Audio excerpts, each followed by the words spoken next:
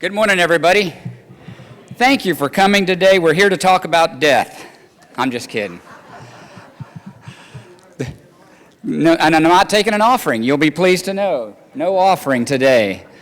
I want to thank you for being here. As Jeff mentioned, this topic is extremely important to me. Betsy and I are walking through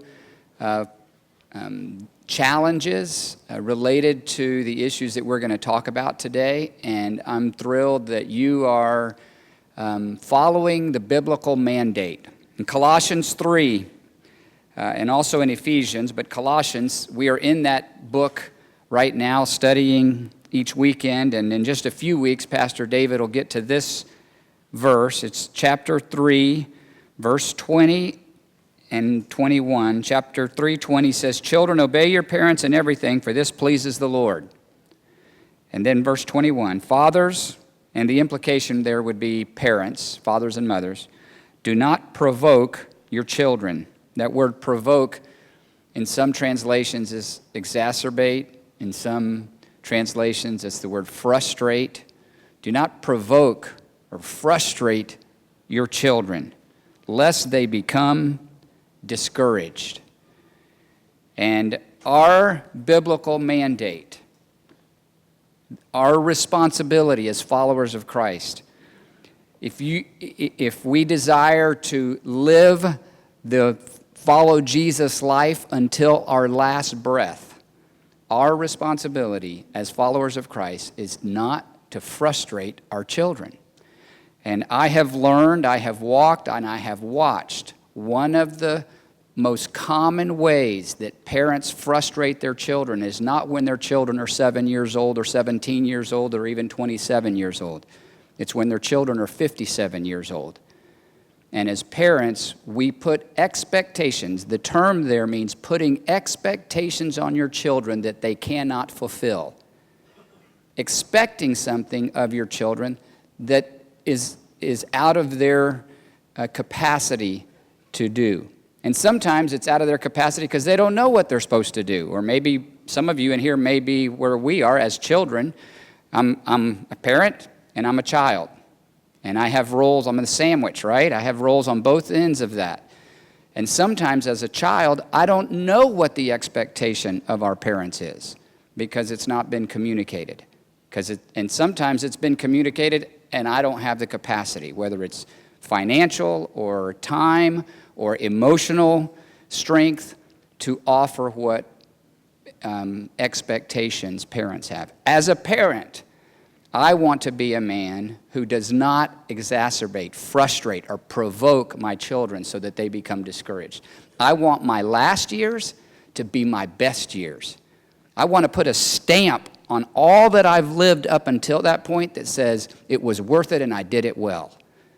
And how can I do that unless I finish as well as I've run the entire race? And so our purpose today is to try to give you resources and tools and cause you to think through questions and maybe even answer some questions that'll help you create a plan, create an environment, create the conversations that eliminate frustration for your children.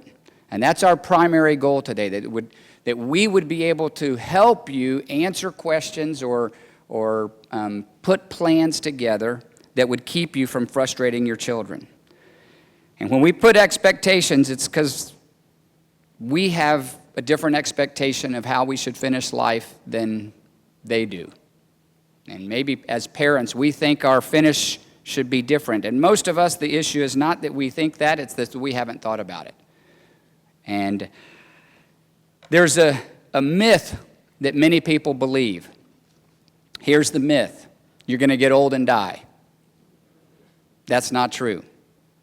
You know what the truth is? You're going to get old and live old for a long, long time. That's the truth today. We don't get old and die. We get old and live. And we need to live well as old.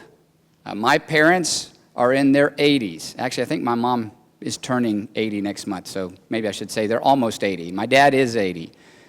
And the they're not young. But they're healthy.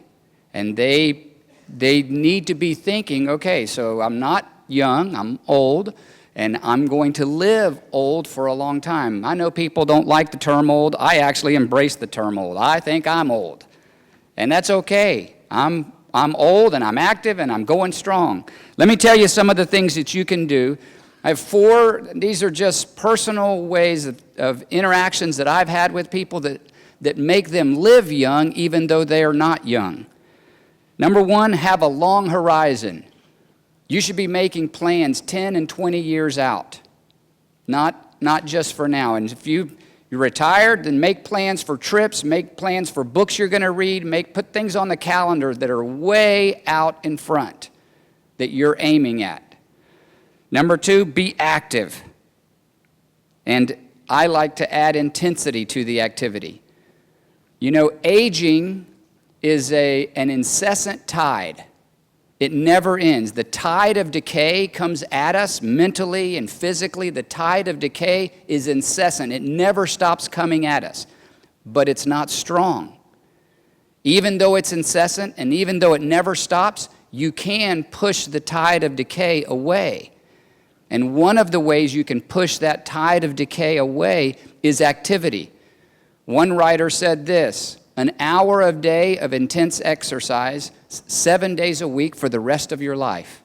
That's the mentality. There's no backing down, because every single day the tide of decay is coming your way. Every single day you have to push the tide of decay away. Memorize things, read, think, reason, be active and intense about your life. Do things that require you to think hard, to play hard, to work hard, so that you're keeping your energy going, pushing the tide of decay away. Third thing is be decisive before you have to. One of the biggest causes for frustration is that we as parents won't make decisions that are inevitable for us. Many of our speakers today are going to talk about decisions that you need to make.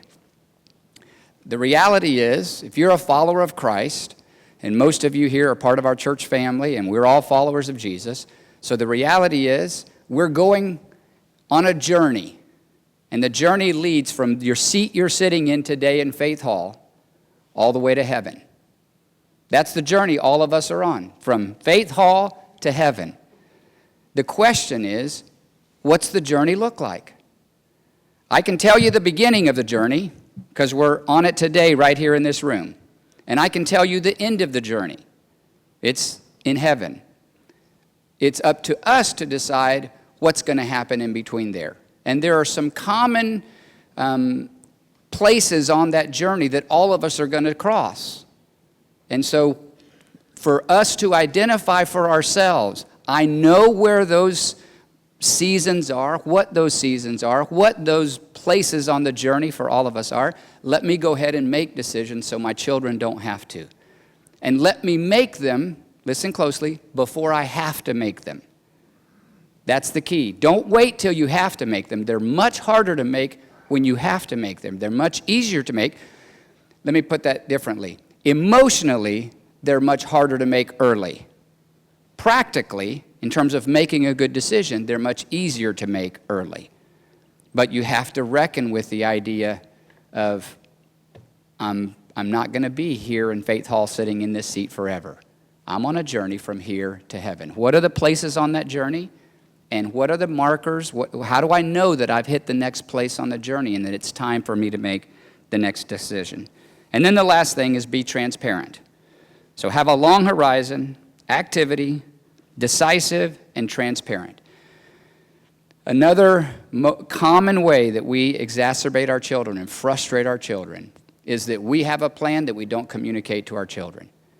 And when it's time for the big decisions or the hard places in this journey that we take from here to heaven, we know what we were thinking, but our children didn't know what we were thinking.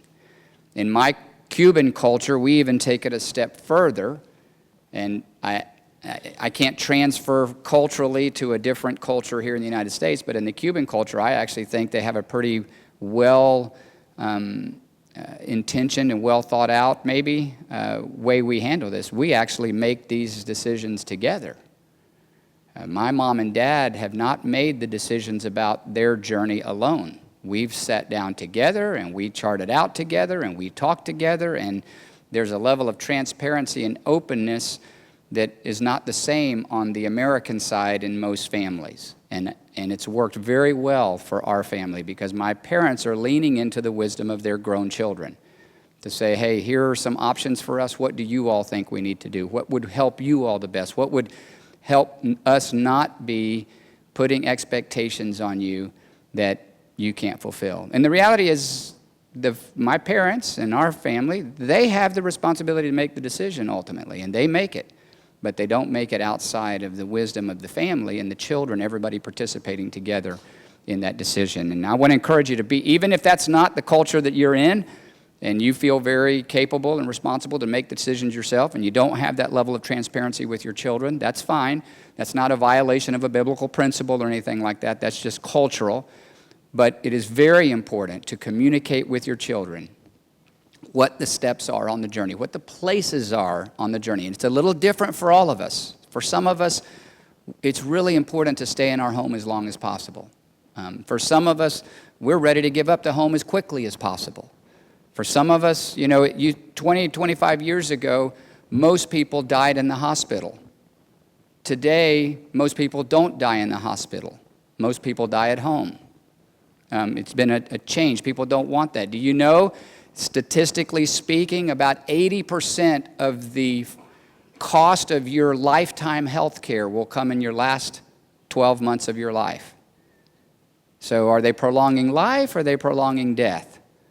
What's happening there? How do you want to do that? For all of us, we'd love the trajectory that says, my life is an upward graph until 60 seconds before I'm in heaven, and boom, I'm done, and it was nothing but a trajectory up. The reality is we go up until about 5 years ago for me, about 50, and then there's a slow trajectory down, and you just kind of, and it just goes down, down, down, down, down until we can't get around well, we're not thinking well, all those kind of things. And at some point, it's not prolonging life, it's prolonging death, which is a hard thing for us to come to terms with, but I think it's very important for you as individuals and you as couples and then you as your family to come to grips with what the future is for you and communicate it to your children. Have a plan. The healthiest part of this is that you don't put decisions on your children that are difficult for them to make. Betsy, I've told you, has been in the Alzheimer's Support Here group at our church. Few ministries here have touched our lives as profoundly as the Alzheimer Care group. I think they have a table over there later, and what a blessing that group has been. But the painful reality is it's given us a view into so many families where the relationships are so fractured and so ailing because parents have put expectations on children that the children cannot meet. And the guilt associated with that and the pain for children associated with that they will probably take to their death, that they were unable to meet mom and dad's expectations, is something that we don't want to do to our children. I think the fact that you're here today would demonstrate you don't want to do that to your children either, right? And so today is a help in trying to do that.